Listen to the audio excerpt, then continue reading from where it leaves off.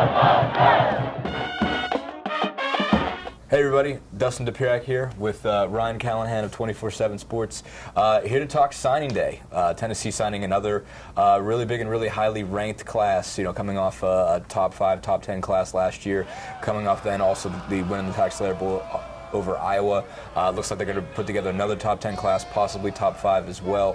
Ryan, just how big is this for program momentum for them to put another big group, a lot of 5-star, a lot of 4-star kids in this class? Well, it's really impressive. I mean, most teams, or a lot of teams in Butch Jones' situation last year, with the first full signing class, are able to put together a class where you can take advantage of the momentum of having a new staff and some new energy around the program, and that's what they did last year, along with the class that had a lot of legacies and things like that. Guys whose parents and uncles and things like that played at UT. But to take advantage of that momentum and build on it with a second consecutive class that might have a chance to finish in the top 5, really impressive. And in some ways, this class is even stronger than last year's class, at least in terms of star power, in terms of really high-impact players at several positions. I think they did an even better job in some ways of addressing some of their needs and of really bringing in some guys who could make a difference on this team. So overall, it's an impressive class, and you have to be impressed with the job they've done.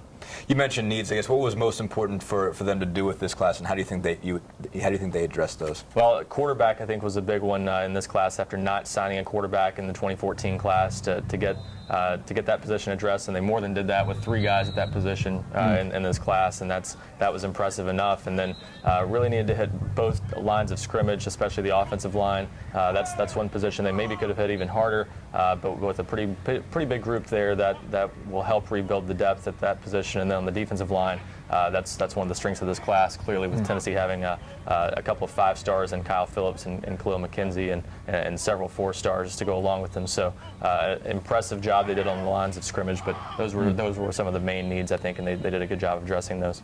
You obviously talk to a lot of these kids, when they commit and when they come on visits and everything.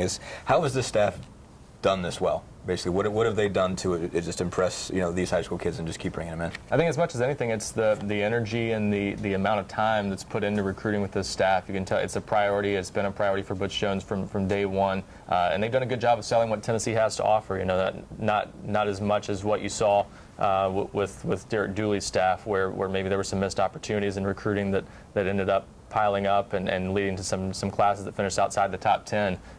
This group has kind of come in and taken advantage of the things Tennessee has to offer, done a good job of selling the program on social media and things like that, and just put a lot of energy and time into recruiting, and it's shown with the kids they get on campus and the kids are able to land once they get them on campus.